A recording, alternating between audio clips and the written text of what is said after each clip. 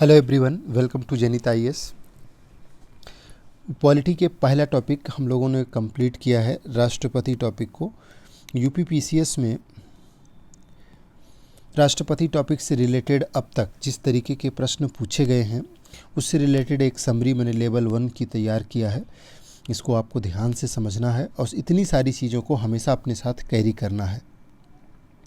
इससे बहुत आसानी से जो क्वेश्चंस पूछे जा रहे हैं या पूछे जा सकते हैं उनको आप बहुत इजीली हैंडल कर सकते हैं। उसके बाद आपको लगातार बुक रीडिंग और क्वेश्चंस के साथ में प्रैक्टिस करना है। इतना नॉलेज अगर अपने साथ आप रखेंगे तो मैक्सिमम क्वेश्चंस को कॉन्फिडेंटली आप हैंडल कर लेंगे। जैसे इसमें पहली बात की गई है निर्वाचक मंडल की। जो निर्वाचन मंडल होता है राष्ट्रपति का, इसकी चर्चा आर्टिकल 54 में मैंने आपको बताया की गई है, जिसमें कौन होता है, संसद है यानी कि लोकसभा और राज्यसभा दोनों के इलेक्टेड मेंबर, और राज्यों की जो विधानसभाएं हैं उनके भी इलेक्टेड मेंबर, जिसमें दिल्ली और पुडुचेरी की विधानसभा को भी शामिल किया गया है।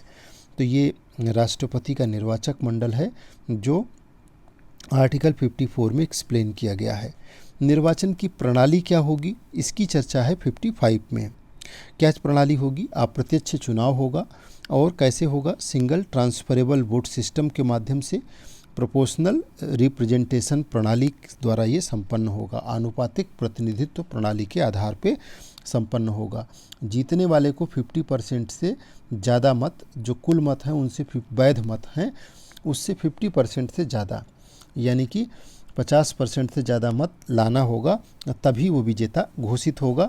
अदरवाइज एसटीबी प्रणाली अपनाई जाएगी, यानी जो तीसरा कैंडिडेट उसमें खड़ा हुआ है उसके वोटों में जो वरीयता क्रम दिया गया है उसको पहले और दूसरे के बीच में डिस्ट्रीब्यूट कर दिया जाएगा। तीसरा क्या है? योग्यता। राष्ट्रपति बनने के लिए 3-4 शर्तें हैं। इसकी चर्चा 58 में है। पहली, भारत का नागरिक हो, 35 वर्ष की आयु पूरी कर चुका हो, लोकसभा का सदस्य बनने की योग्यता रखता हो, लाभ के पद पर ना हो। कार्यकाल और शपथ की अगर बात करें तो कार्यकाल पद धारण की तिथि से 5 वर्ष का कार्यकाल निश्चित किया गया है, और शपथ जो है चीफ जस्टिस ऑफ इंडिया के द्वारा दिलाई जाती है। 56 में कार्यकाल की चर्चा है, और शपथ की जो चर्चा की गई है वो आर्टिकल नंबर 60 में है। महाभियोग यानी पद से हटाने की प्रक्रिया की भी चर्चा संविधान के आर्टिकल नंबर 61 में की गई है। राष्ट्रपति को केवल एक ही आधार पर पद से हटाया जा सकता है। वो आधार क्या है? संविधान का उल्लंघन। सिर्फ और सिर्फ उसी के आधार पर महाभियोग लाया जा सकता है। महाभियोग की प्रक्रिया किसी भी सदन में प्रारंभ की जा सकती है। अगर क्षमादान की शक्ति की बात करें तो राष्ट्रपति की जो क्षमादान की शक्ति है वो काफ़ी विस्तृत है, और इसकी जो चर्चा है वो आर्टिकल नंबर 72 में की गई है, जिसमें राष्ट्रपति के पास क्या क्या शक्तियाँ हैं? पार्डन, रिप्रीव, रेस्पाइट, रिमिशन और उसके साथ में कम्यूट। ये राष्ट्रपति की शक्तियां हैं। इसमें है क्या? जो पार्डन है, पार्डन ये कहता है कि पूरी तरीके से जो भी दंड है और दोष सिद्धि दोनों को पूरी तरीके से समाप्त कर देना। वहीं अगर रिप्रीव की बात करें तो इसमें क्या है कि दंड के क्रियान्वयन, जो दंड दिया गया है उसके क्रियान्वयन, विशेष करके जो मृत्यु दंड है को कुछ समय के लिए टाल देना। जो रेस्पाइट है, इसमें क्या होता है कि विशेष परिस्थिति जैसे कि महिलाओं में गर्भावस्था है या कोई बीमारी के कारण उस दंड को हल्का कर देना। और अगर रिमिशन की बात करें तो रिमिशन में दंड का प्रकार बदले बिना उसकी अवधि को कम कर देना रिमिशन है। इसमें जो दंड दिया गया है, जैसे कठोर दंड है तो दंड का प्रकार नहीं बदला जाएगा, बस उसकी अवधि को कम कर देना। और अगर कम्यूट की बात करें तो इसमें क्या होता है कि कठोर दंड को कम कठोर दंड में बदल देना, वो ये कहलाता है दंड परिवर्तन, कम्यूट। जैसे मृत्यु दंड को आजीवन कारावास में बदल देना। ये सारी शक्तियां राष्ट्रपति के पास आर्टिकल 72 से उपलब्ध हैं। अध्यादेश की शक्ति भी राष्ट्रपति के पास है। आर्टिकल 123, संसद का सत्र न होने पर वो अध्यादेश जारी कर सकते हैं। मंत्रिपरिषद की सलाह पर ही राष्ट्रपति काम करेंगे, तो राष्ट्रपति सामान्यतः प्रधानमंत्री और उसकी मंत्रिपरिषद की सलाह पे ही काम करते हैं। इसकी चर्चा आर्टिकल 74 में है। बहुत इंपॉर्टेंट आर्टिकल है, बार बार पूछा जाता है। राष्ट्रपति के पास वीटो शक्तियां हैं। वीटो का मतलब होता है कि पुनर्विचार के लिए रोक लेना। जो विधेयक राष्ट्रपति के पास कानून बनने के लिए संसद के द्वारा भेजा जाता है, उसमें राष्ट्रपति वीटो शक्ति का प्रयोग कर सकते हैं।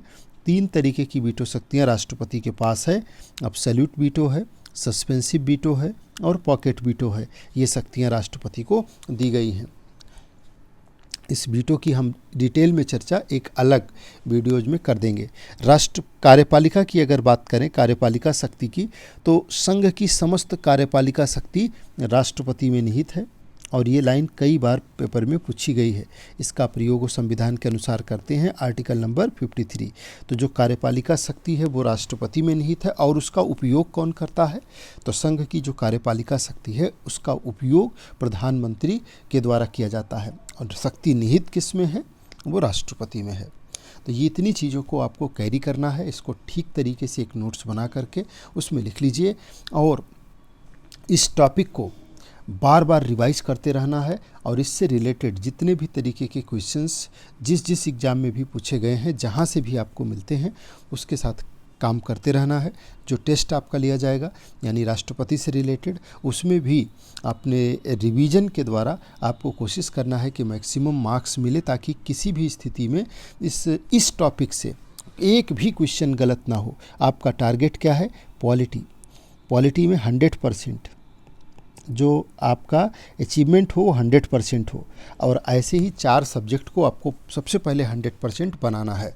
पहले पॉलिटी, हिस्ट्री, करंट अफेयर्स और ज्योग्राफी। तो जब इस तरीके के आपके 4-5 सब्जेक्ट एकदम कॉन्फिडेंट वाली स्थिति में आ जाएंगे तो आपका एग्ज़ाम किसी भी स्थिति में प्रीलिम्स का पेपर नहीं रुकने वाला है।